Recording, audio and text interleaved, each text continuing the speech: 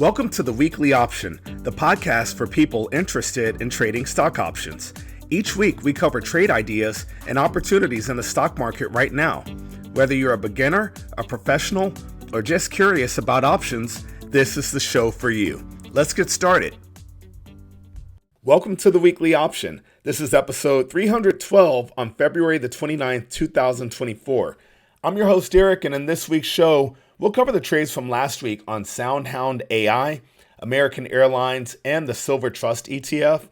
And we discuss three new trades on BigBear Ai Holdings, Beyond Meat Inc., and Robinhood Markets Inc. Now, it's always great to hear from listeners. If you have any questions about the trades presented here on the show or even about your own positions, feel free to email me. You can email questions to me at eric@theweeklyoption.com. That's ERIC @theweeklyoption.com. I've also created a few videos to teach you all the basics of option trading that you'll need to know to be able to follow along with me on this show. You can visit the website and click on the videos tab to watch them, or visit the YouTube channel for the Weekly Option. And for those of you who have gone to the website and seen that it's been down for a little bit, but I've kept the post up for the post section for the podcast, just know that the website will be redone here in the next week. So today's show is being recorded one day early using the closing prices from Thursday, February 29th. The Dow Jones Industrial Average lost 135 points, closing on Thursday at 38,996 points. The S&P 500 index gained 7 points, closing at an all-time high of 5,096 points on Thursday. Who knows, we might be higher tomorrow on Friday. Now it's time for the topic of the week. The topic of the week is managing the trade. When I first began trading options on the floor, I always focused on making sure that I had the right strategy for entering a trade. And even over these last few years of heavily trading more for myself, I've done that same thing. It's always been about entering the trade. Now, you can even hear the progression on the show as I discuss things. I used to look for the perfect trade setup, the perfect strategy for a specific market. My style has changed significantly, even in just the last 6 months. That's largely a function of trading options that expire daily rather than trading weekly or monthly options like I focus on the show. My focus now is on making sure that I have the right strategy for managing the trade after I enter it. I had several days where I thought the market was going up, so I would buy a call spread. The market would indeed go up, only to fall at the end of the day and finish out of the money. My perfectly executed trade would lose money, which always upsets me. Now, my standard strategy now is more like, hey, if I think the market is going up, I buy a call option. If the market starts to head lower, but I still think that it's going to finish higher than where we are, I'll turn around and buy a put, essentially creating a strangle. I'll ride the market lower until the market looks like it's going to change directions and head back higher. At that point, I sell a higher strike put, creating a short put spread to lock in a profit on the put side. Then I let my call ride the market higher in order to make money on the call side again. My best days have used very little capital, but I've walked away with several thousands of dollars of profit in a day. It's all based on how I manage to trade. So if you're still trying to figure out what a call spread and what a put spread is, keep going, keep learning. Just remember, there's another level that you'll need to get to in order to make relatively consistent profits, especially if you take on more short-term and liquid trades. Now, you must learn how to manage your trades after you enter them. That's going to be the difference between making a profit and watching the market move your direction and then turn against you to where you lose money. Now, I do feel like this is more of an advanced option trading topic. So if you didn't follow along with me, that's okay. Just keep learning. For those of you who do want to learn, you can learn faster than you think. So shoot me an email if you want some help with that. So that's it for the topic of the week. Let's go ahead and get into the trading review of last week's trades. We're going to start off with the covered call on SoundHound AI Inc. Symbol S as in Sierra, O as in Oscar, U as in Uniform, N as in November. At the time, the stock was trading for $3.92 per share. I looked at buying stock and selling the March 4 call at 50 cents, hoping for a return of 14.80% in 3 weeks.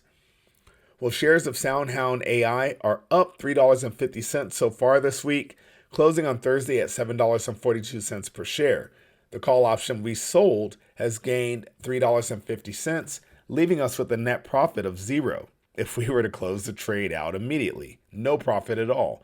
But by waiting the 2 weeks until expiration or waiting until someone exercises the call option that we sold and then we get assigned on that option and turn over our stock, just by waiting, we stand to make our expected 14.8% return. So no adjustments are needed on this one at all. The stock moved so much that the adjustment likely wouldn't yield much profit at all, much additional profit. So I'm leaning towards writing this one out and looking for my next trade in a couple of weeks after expiration. So nice trade. We should make our full return on this one so far. Next up, we have the credit spread on American Airlines, symbol A as in Alpha, A as in Alpha, L as in Lima. At the time, the stock was trading for $15.13 per share. I looked at selling the March 14 half put spread at 18 cents, which could give us a maximum possible loss of 32 cents per spread. Well, shares of American Airlines gained 55 cents, closing on Thursday at $15.68 per share. The out-of-the-money put spread that we sold is still out of the money. We're counting on the stock price staying above $15 per share, which will allow this spread to expire fully out of the money in 2 weeks. So all is working out so far on this trade. No adjustments are needed either. And then our final trade is going to give us a little bit of a challenge. It's our debit spread that we put on Silver Trust ETF, symbol S as in Sierra, L as in Lima, V as in Victor. At the time, the stock was trading for $21 per share. I looked at buying the March 20.5-21 call spread for 31 cents, which could give us a maximum gain of 19 cents, or that would be a 61.29% return in 3 weeks. Well, shares of the Silver ETF lost 27 cents, closing on Thursday at $20.73 per share. The in-the-money call spread that we bought is now just at the money. The spread has 23 cents of intrinsic value, which is 8 cents less than what we paid for the spread. That means we are losing a little money right now. With 2 weeks left until expiration, I'm still leaning towards giving this spread a little room to breathe, meaning not making any adjustment at all. Now, if I were to make an adjustment, I would look to turn the debit spread into a credit spread, and I could do that by selling the March 20.5-21 half call spread at 37 cents. That would leave me short the March 21 half call spread. There's still a bit of time left before expiration, so I'm not totally ready to abandon my original trade. Let's see how the price shapes up over the next week or so. So that's it for the review of last week's trades. This will be our last week looking at March trades, which is amazing to me. All trades on today's show will use the March 15th expiration for monthly options in March, and all trades today on this show will expire in 2 weeks. So let's start off with the covered call on BigBear Ai Holdings, symbol B as in Bravo, B as in Bravo, A as in Alpha, I as in India. The stock ended the week at $3.35 per share. I'm looking at buying stock and selling that March 3.5 call at 50 cents. That could give us a return of 19.4% in 2 weeks.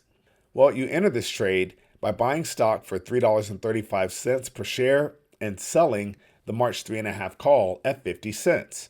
This trade makes the most money if stock prices finish above $3.50 per share. The break-even price on this trade is $2.85, and in real terms, the stock purchase would require $335, and you would collect $50 for selling the option. Next up, we have the credit spread on Beyond Meat Inc., symbol B as in Bravo, Y as in Yankee, N as in November, D as in Delta.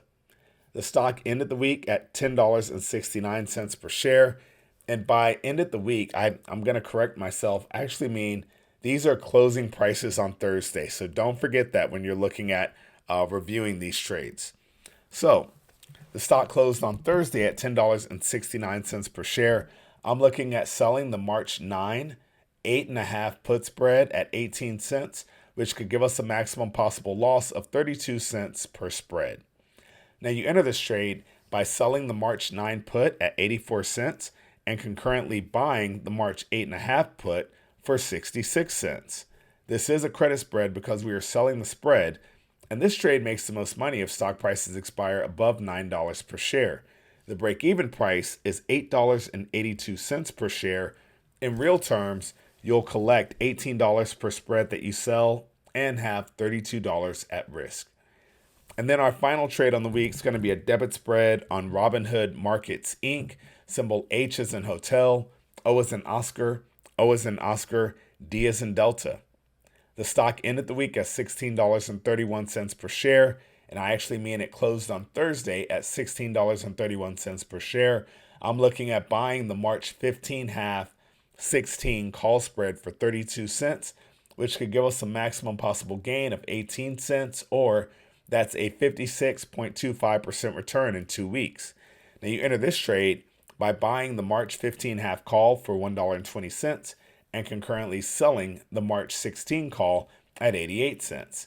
This is a debit spread because we're buying the spread, and this trade makes the most money if stock prices expire above $16 per share.